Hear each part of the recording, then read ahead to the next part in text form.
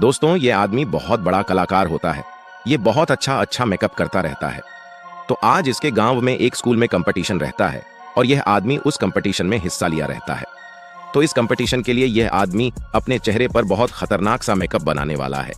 लेकिन दोस्तों, यह मेकअप कैसा बना पाएगा, वह देखने से पहले आप बड़े बड़े सेलिब्रिटी को तो लाइक करते हैं, लेकिन आज देखते हैं कि आप अपनी प्यारी बूढ़ी अम्मा से प्यार करते हैं। तो इस वीडियो को लाइक करके चैनल को सब्सक्राइब जरूर करें और कमेंट में मम्मी पापा लिखना बिल्कुल भी ना भूलो। लास्ट में देखिए दोस्तों, यह आदमी कितना सुंदर सा मेकअप बना लिया है और यह कंपटीशन में भी जीत जाता है।